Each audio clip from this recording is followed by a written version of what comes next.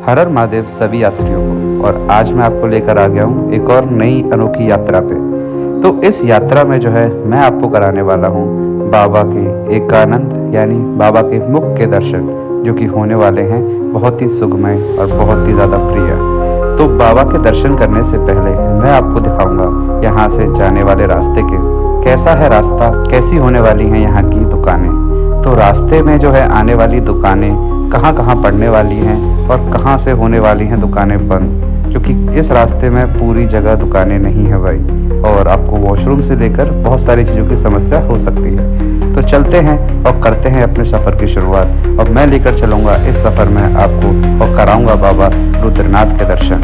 तो चलते हैं।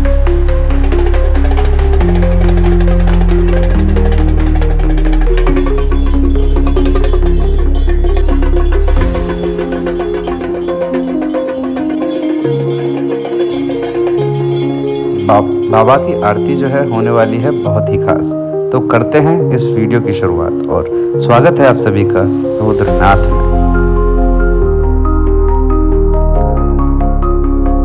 तो हमने अपनी यात्रा की शुरुआत जो है करने का फैसला किया ग्वार गांव से। तो ग्वार गांव जो है वो होने वाला है सागर गांव से 2 किलोमीटर आगे। तो सागर गांव से जो है बहुत ज़्यादा भीड़ होने की वजह से हमने इस गांव से जाने का फ़ैसला किया है, क्योंकि यहाँ से रजिस्ट्रेशन मिलना वो बहुत ही आसान है। तो यात्रा शुरू करते ही आपको कुछ इस तरह का रास्ता दिख जाएगा। तो जहाँ से ये रास्ता, ये बोर्ड जो है आपको बता देगा कि यहाँ से जो है बाबा की चढ़ाई होने वाली है शुरू। तो चढ़ाई जो है जंगलों से होते हुए जो है पथरीले मैदानों में होते हुए जाएगी, जहाँ पर आप पत्थर भी चढ़ेंगे और पहाड़ भी। उसके बाद कुछ बुग्यालों में जाकर जो है आपको दिख जाएगी सबसे पहली दुकान। तो ये दुकान जो है वो होने वाली है बहुत ही खास, क्योंकि यहाँ से जो अगली दुकान होगी वो होगी भाई तकरीबन 2 किलोमीटर। तो 2 किलोमीटर चलने के लिए आप जो है अपने लिए ले लेना पानी, क्योंकि पानी की समस्या बहुत ज़्यादा होने वाली है। और पानी जो है पीने वाला वो बहुत ही कम जगह मिलेगा जो साफ़ होगा। तो अब 1.5 घंटे बाद जो है कुछ ऐसी जो है आपको शॉप मिल जाएगी। यहाँ पर जो मैं आपको बताऊँ QR कोड भैया के पास में अवेलेबल है, ऑनलाइन पेमेंट भी अवेलेबल है। और थोड़ा नेटवर्क का ना यहाँ थोड़ा दिक्कत है नेटवर्क की। एयरटेल के थोड़े बहुत नेटवर्क आ रहे हैं, बट जियो के यहाँ पर बिल्कुल भी नेटवर्क नहीं है। और यहाँ पर जो है आपको खाने पीने की व्यवस्था, रुकने की व्यवस्था, सोने की व्यवस्था, हर चीज़ जो है वो मिल जाएगी। कैसा रहेगा, क्या प्राइसेस रहेंगे, कैसा रहेगा? रहना खाना मिलेगा 600 रुपये में। भैया के साथ चाय पीने के बाद में हम निकल पड़ते हैं अपने आगे के सफ़र की ओर, जहाँ पहुँचते हैं हम एक विशाल बुग्याल में। और इस विशाल बुग्याल के बाद में जो है जो मिलने वाली थी जो चढ़ाई, उसने हमारी दम तोड़ दी भाई। तो भाई इस चढ़ाई के बाद में जो है मैं आपको बताऊं, जो नज़ारा हमें मिला वही था जिसने हमारी आंखें खोल दी। आंखें खोल देने वाले नज़ारे के बाद में हमें मिले कुछ ऐसे लोग जिन्होंने बढ़ाया हमारा हौसला और हमें बताया कि मंजिल जो है अब ज़्यादा दूर नहीं है मेरे दोस्त। बाबा लिट्टी बुग्याल कितना है यहाँ से? 2 घंटा, ठीक है। भैया की बात सुनकर हमने लगाया अपने मन में 2 घंटे का टाइमर और कर दी अपने आगे की यात्रा शुरू। यात्रा जो है आगे और कठिन होती जा रही थी, सीधी सीधी चढ़ाई आती जा रही थी। और जो बुग्याल हम छोड़ आए थे पीछे वो बहुत ही छोटे होते जा रहे थे। उसी रास्ते पे जो है हमें चलते चलते अचानक से सुनाई देती है कुछ पानी की आवाज़। तो वहाँ मिले हमें छोटे छोटे झरने। तो जैसे ही हमने सोचा था कि ये हो रहा है कुछ अलग ही एडवेंचर, तो असली एडवेंचर आया हमारे सामने, जहाँ मिली हमें एक बड़ी वाटर क्रॉसिंग, जो कि थी ऊपर से आती हुई एक बड़ी स्ट्रीम और बहुत ही सारे पत्थर पड़े हुए, जो कि कभी जो है यहाँ पर लैंडस्लाइड या कुछ ना कुछ तो हुआ होगा, जिस वजह से इतने सारे पत्थर जो हैं यहाँ पर पड़े हुए हैं। आखिरकार हम पहुंच गए उस जगह जहां होता है सागर गांव और ग्वार गांव से आने वाले रास्तों का मिलन, मौली खर्क। तो मौली खर्क से जो है आगे का जो रास्ता होने वाला है वो होने वाला है और भी ज़्यादा मुश्किल, क्योंकि यहाँ से जो बाबा की यात्रा का सफ़र रह गया है वो 11 किलोमीटर से भी ज़्यादा का सफ़र है। और यहाँ से लोंटी बुग्याल तकरीबन 2 से 3 किलोमीटर है, क्योंकि जो बोर्ड पर लिखा है वो हमेशा सच नहीं होता है। तो हमने भी कर दी अपनी आगे की और यात्रा शुरू लोंटी बुग्याल के लिए। तो लोंटी बुग्याल जो था हमारा होने वाला था आज का डेस्टिनेशन, जहां हम आज करने वाले थे विश्राम, क्योंकि समय जो है वो धीरे धीरे बहुत ज़्यादा हो गया था और हमारी टांगों ने भी जवाब देना जो है अब शुरू कर दिया था। तो ज़्यादा समय ना लेते हुए हम पहुंच जाते हैं लोंटी बुग्याल। यहाँ पहुँचने के बाद में जो है आप ये समझ लीजिए कि आपका हो चुका है आधा सफ़र पूरा, क्योंकि यहाँ से जो है अब जो सफ़र होने वाला है वो होगा अगले ही दिन, क्योंकि यहाँ के बाद में आपको आगे कोई भी दुकान नहीं मिलने वाली है। जी हाँ, लुंडी बुग्याल होने वाला है आखिरी पॉइंट दुकानों के लिए। तो हमने सबसे पहले देखा यहाँ पर टेंट, तो टेंट देख लेते हैं और रात में कर लेते हैं आराम, क्योंकि जितनी जल्दी करेंगे आराम उतनी जल्दी करेंगे अगले दिन का सफ़र शुरू, क्योंकि अगले दिन जो है वो दुकानें मिलेंगी हमें सीधे मंदिर पे जाके, और रुकने की व्यवस्था भी वहीं पर है। बाकी बीच में कोई भी व्यवस्था नहीं है, तो भाई अपनी सारी व्यवस्था जो है वो करते हुए चलें। और ऐसी ही जगह मिलने वाली हैं जो कि 1000 रुपये में होने वाली हैं, तो 1000 रुपये में जो है आपको खाना और मिलेगा इसके साथ में सिर्फ। तो खाना खाइए और आराम कीजिए, क्योंकि अगले दिन का जो नज़ारा होने वाला है वो होने वाला है बहुत ही खूबसूरत। तो करते हैं विश्राम और करते हैं अपनी अगले दिन की यात्रा शुरू।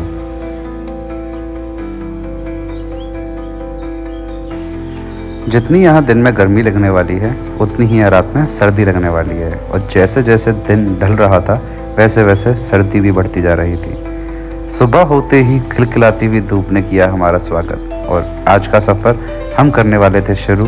जहाँ हमें पहुँचना था उस जगह ऊपर पहाड़ पे। वो पहाड़ जो है देखने में बहुत ही पास लग रहा था, लेकिन पहुँचना वहाँ तक बहुत ही ज़्यादा मुश्किल था, क्योंकि वहाँ पहुँचने के लिए इन पहाड़ों से होते हुए गुजरना था।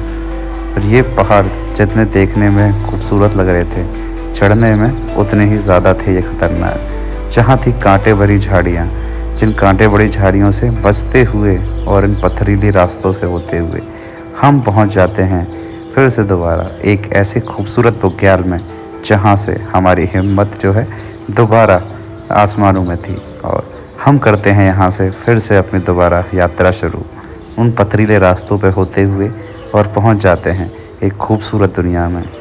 एक ऐसी दुनिया जहाँ से नज़ारा कुछ अलग ही था, एक अलग ऐसा नज़ारा जो पहले कभी नहीं देखा था। जो रास्ते पीछे छोड़ आए थे वो बहुत ही छोटे लग रहे थे, और आने वाले रास्ते बहुत ही ज़्यादा मुश्किल भरे। ये जो चढ़ाई थी वो बहुत ही ज़्यादा मुश्किल थी, क्योंकि वहाँ से ऊपर चढ़ना था हमें, और हम पहुँचने वाले थे एक ऐसी खूबसूरत जगह जो कि आपने कभी नहीं देखी होगी। तो स्वागत है आप सभी का पनार बुग्याल में।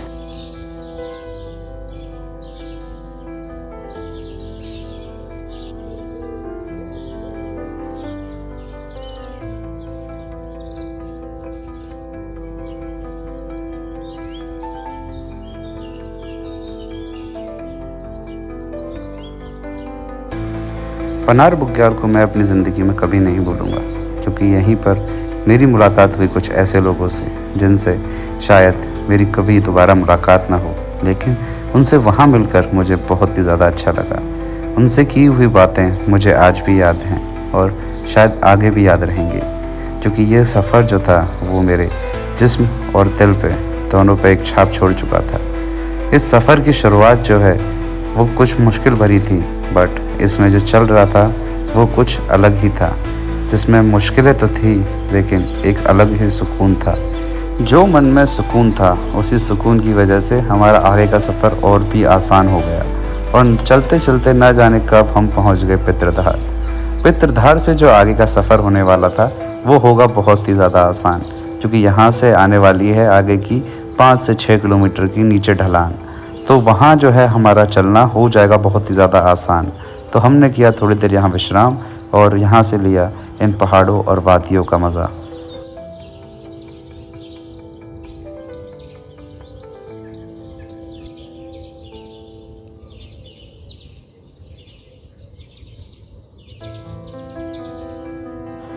यहाँ तक पहुँचते पहुँचते हमारी पानी और खाने पीने का राशन जो है सब ख़त्म हो चुका था।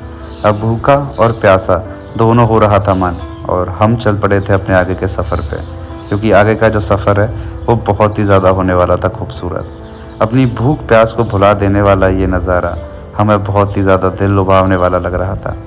वहीं जो है हमें अचानक से कुछ ऐसे मोड़ दिखाई दिए जहां हमारी जान जाने का भी खतरा था, कुछ ऐसे रास्ते जहां एक गलत कदम आपकी जान ले सकता था।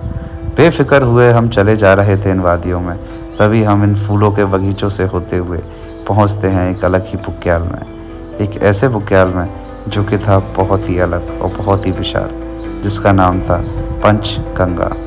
पंचगंगा बुग्याल के बारे में मैं आपको बताऊं तो ये बहुत ही ज़्यादा विशाल बुग्याल है, और यही वो जगह है जहां आप अनसुईया माता वाले रास्ते से अगर आप आते हो, यानी कि मंडल गांव के रास्ते से अगर आप आते हो, तो यही रास्ता है जहां पर आपका जो रास्ता है सगर और ग्वार वाले रास्ते से मिलेगा, और यहाँ से आपका रास्ता जो है वो एक ही हो जाएगा रुद्रनाथ बाबा के मंदिर के लिए। तो यहीं से जो है हमने अपना सफ़र दोबारा से शुरू किया विश्राम करके, और इन नज़ारों का मज़ा लेते हुए जो है हम आगे बढ़ते गए।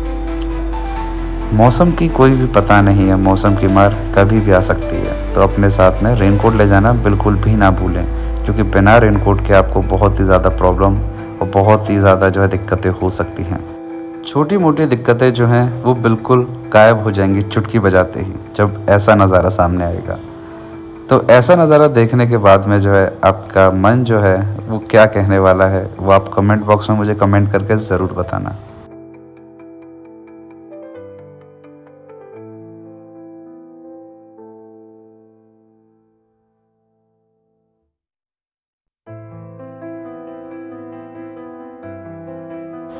बीस घंटे की इस कठिन यात्रा के बाद में जो है हम आखिरकार पहुंच चुके हैं नारद कुंड।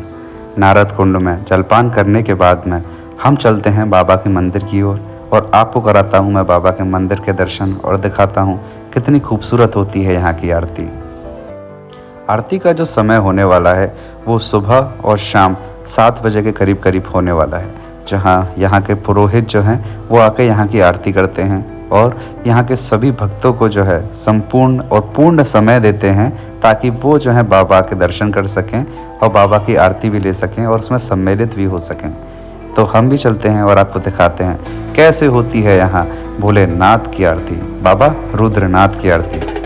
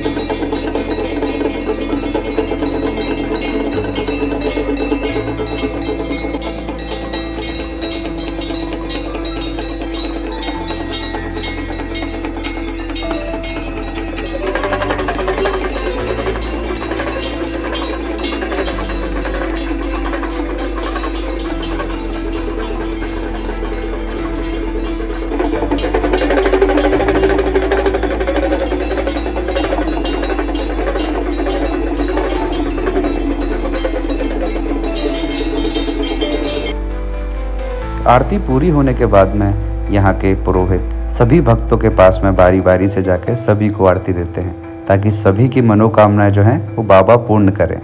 आपको भी जो है बाबा से प्रेम, तो भाई वीडियो कर दो लाइक, चैनल कर दो सब्सक्राइब, और कर दो फटाफट से दोस्तों के साथ शेयर, जो भी बाबा के दर्शन करना चाहता है और जो कोई भी बाबा का है दीवाना, ताकि वो भी पा सके बाबा की आरती और बाबा के दर्शन। बाकी मिलते हैं भाई अब अगली वीडियो में किसी अगली यात्रा पे। तो जब तक के लिए भाई हर हर महादेव, ध्यान रखें।